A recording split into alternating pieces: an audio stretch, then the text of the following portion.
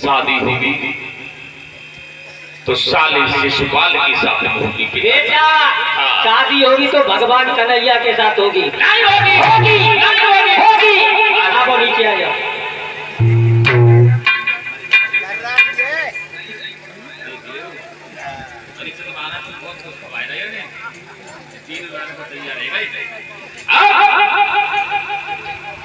ऐसा है,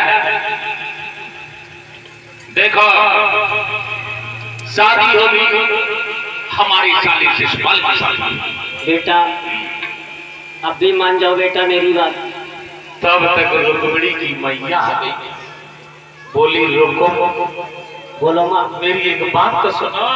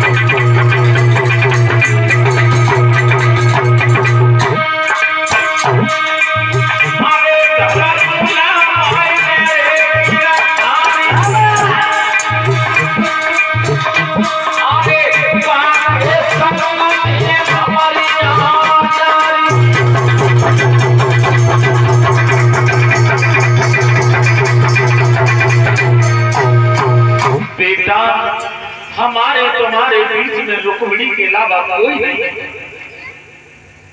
इसलिए मेरी बात रघुम कहने लगा मां ठीक है चुपचाप। तब तक रुक्म कहने लगा पिताजी तुम्हारे ऊपर बुढ़ापा आ गया है, तुम्हारी बुद्धि अब काम नहीं कर रही है। सुन लिया ना बेटा? हाँ मेरी बात मानो। तुम्हारी मेमोरी अब बहुत कम हो गई, तुम्हारी बेटा कम हो गई। मेरी बात मानो पिताजी। बोलो बेटा।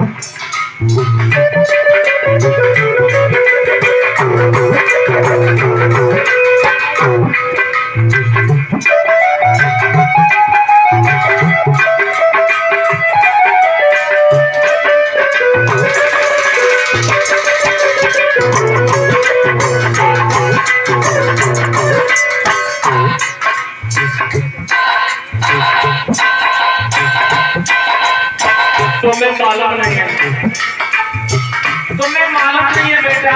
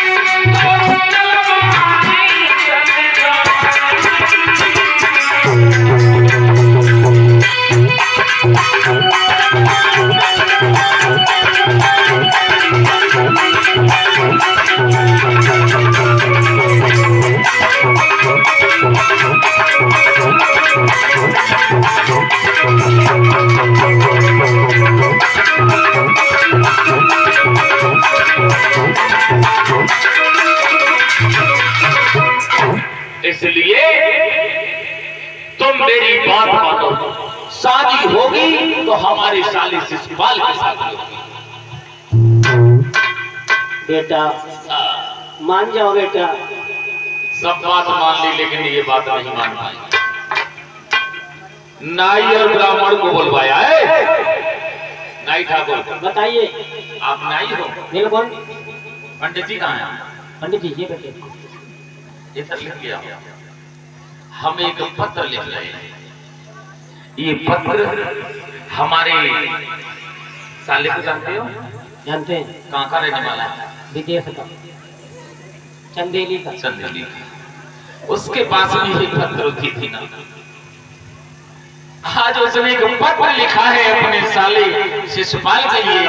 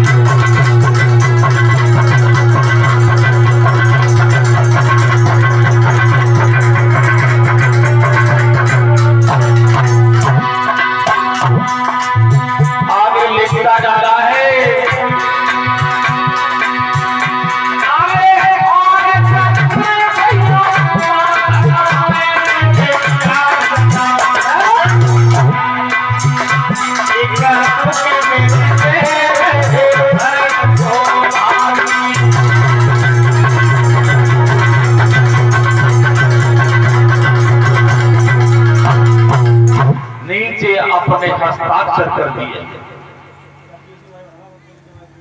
बोले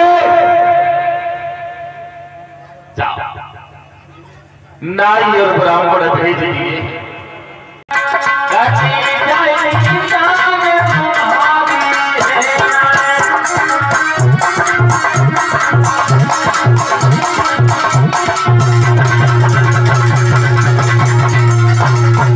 ऐसा है, शिशुपाल अपनी फौज लेकर के चला गया। जैसे ही अपनी फौज लेकर के गया है,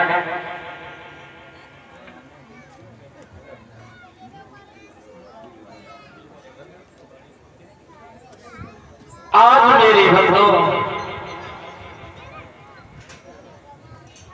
इधर अपनी जब फौज लेके पहुंचा है तो रुक्मिणी ने देखा है। क्या देखा कि आज सारी फौज लेकर के पहुंच गया है। आज भगवान से विनती करने लगी, ओरे कन्हैया मैं अपने साले की डोली में हरगिज नहीं जाऊंगी, चाहे मुझे अपने प्राणों की आहुति क्यों न देनी पड़े। तब तक एक लड़की कान लगी, कहा हाँ रुक्मिणी गाँव से बोलती उलते ना है, कहाँ बात है? अरे तो ना मालूम क्यों? जाकी शादी है ताके मारे चटकी भेजता है को बोलते। अच्छा मैं डोर का शादी ना होगी। देखो हैं कैसे मौका लेके कैसे रुक्मिणी क्या बात है? मेरी हंसी मत तोड़ा, मेरा भैया दुश्मन बन गया है, मेरा विवाह अपने भैया के साले के साथ में करना चाहता है, लेकिन मैं मर सकती हूँ, भैया के साले की डोली में हरगिज नहीं जाऊंगी। तो भगवान से विनती करने लगी, ओरे कन्हैया क्या करो?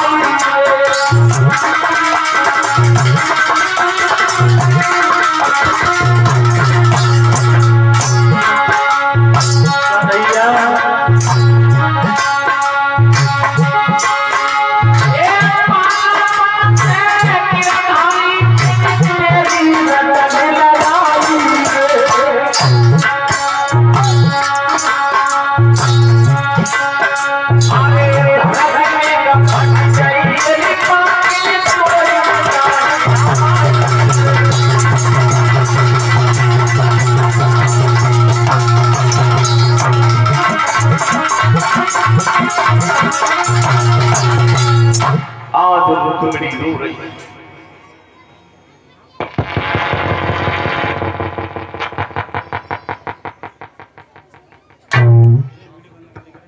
चिल्ला रही है, सोच रही है।